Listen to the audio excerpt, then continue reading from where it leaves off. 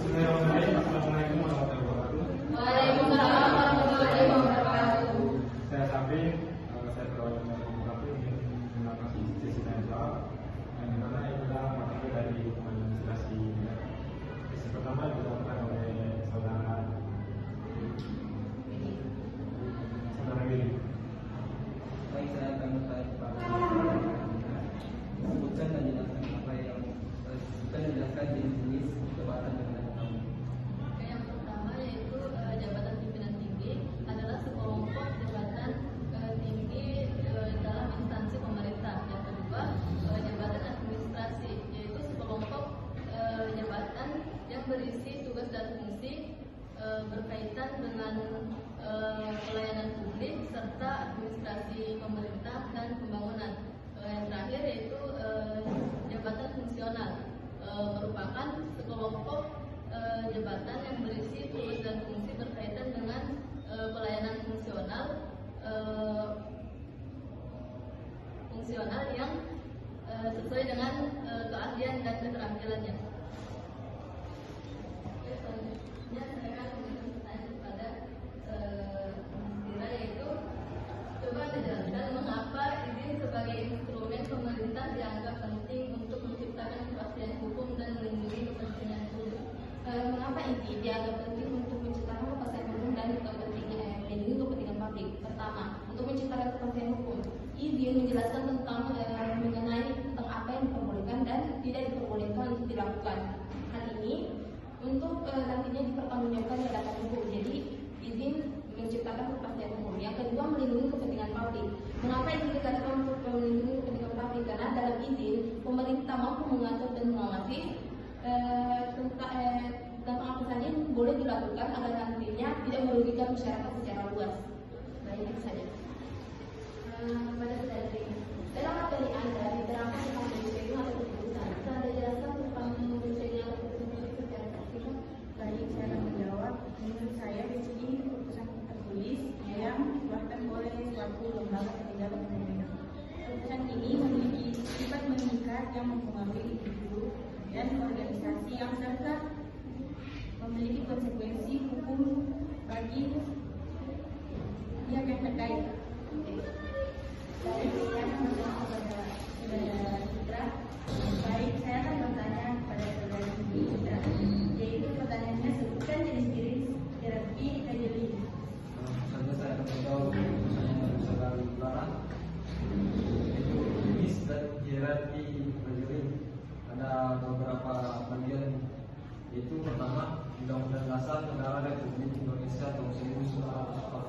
Kedua, penetapan Majelis Musyawarah Rakyat.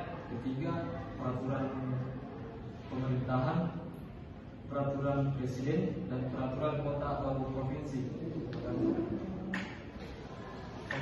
Selanjutnya saya akan memberikan pertanyaan kepada saudara Safi Kumahmosi. Berikan contoh instrumen pemerintahan dalam siklus kampus. Terima kasih kepada saudara Ando. Jadi terkait tentang instrumen pemerintahan dan contoh instrumen pemerintahan di dunia kampus. Jadi tidak berbeda dari pemerintahan dan dunia kampus. Tambahan juga kampus ini juga kayak pemerintahan ini kayak negara dalam negara gitu. Jadi instrumennya yang pertama kan ada disiplin dan fisik. Dan yang fisik itu seperti kayak di belakangnya dalam kampus seperti apa, kampus seperti apa. Selain itu ada juga yang fisik. Fisiknya juga berupa alat-alat untuk memasak seperti komputer mungkin, kursi dan lain sebagainya. Jadi instrumen pemerintahan itu ya tidak kaitannya dengan instrumen pemerintahan karena sama-sama kayak membahas soal tentang apa namanya instrumen pemerintahan tadi tidak ada itu. Jadi mungkin itu ya segala tidak. Jadi selanjutnya saya akan bertanya kepada saudari Ayu. Jadi pertanyaan tadi memang terkait pengawasan.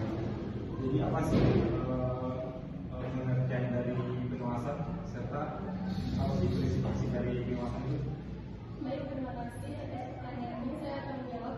Pengawasan itu merupakan kegiatan di mana suatu sistem terselenggarakan dalam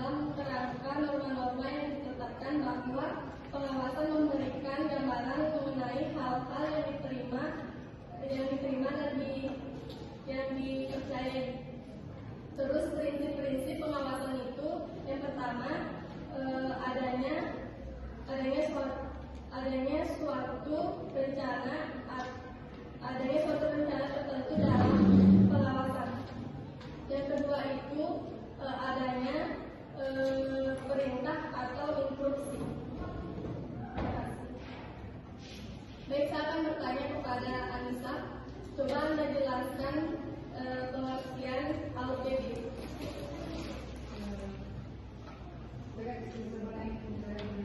Saya akan menjelaskan tentang pengertian AUPB atau salah umum pemerintahan yang baik. AUPB yaitu prinsip yang digunakan sebagai acuan penggunaan dana bagi lembaga pemerintahan dalam mengeluarkan keputusan dan atau tindakan penyelenggaraan pemerintahan. Baik, saya akan menanyakan kepada saudari ini, apa yang Anda pahami mengenai pengertian dari pemerintahan? Terima kasih atas pertanyaannya. Saya pahami mengenai definisi pemerintahan secara etimologi. Definisi pemerintahan berasal dari bahasa Latin yaitu descriere, yang artinya membedakan atau membuat perbedaan. Kemudian kata ini berkembang menjadi distrik dari bahasa Inggris yang artinya kemampuan seseorang untuk membedakan atau kebijaksanaan. Kemudian dari segi bahasa, di pemerintahan adalah kejelasan kebijaksanaan untuk memilih sesuai dengan kebijakan dari pejabat pemerintah. Jadi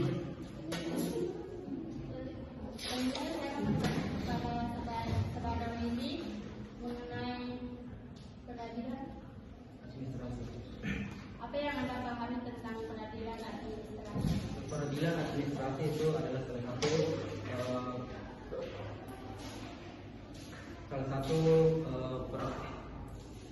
peradilan administrasi adalah salah satu perkara mengadili secara administratif yang di mana kata proses di dalamnya memiliki elemen diantaranya pengadilan, hakim, panitera, ruang sidang,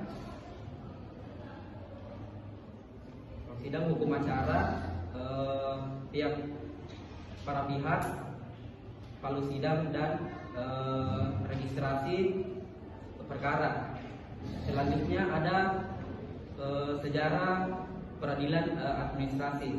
Sejarah peradilan administrasi sebelum Indonesia merdeka terdapat 3 kategori peradilan yang sudah eksis pada masa Hindia Belanda, yang dimana Landrat sebagai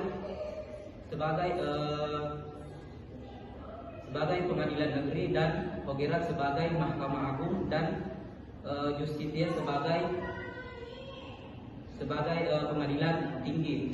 Dan sesudah Indonesia merdeka muncullah sebuah pemikiran untuk mengembangkan pengertian negara hukum di Eropa Barat yang mengharuskan adanya peradilan tata usaha negara. Selanjutnya ada tujuan peradilan administrasi. Tujuan peradilan administrasi itu terbagi menjadi 2. Ada peradilan masyarakat yang dimana peradilan masyarakat itu untuk mencegah penindasan atau kewenangan pejabat administrasi. Yang kedua, peradilan pejabat itu agar tindakan atau perilaku pejabat tidak merugikan hak-hak warga negara. Baik, itulah tadi yang saya jawab. Jadi itu tadi dari sesi jawab di kelompok 1. Jadi kami ucapkan terima kasih banyak dan assalamualaikum warahmatullahi wabarakatuh. Waalaikumsalam.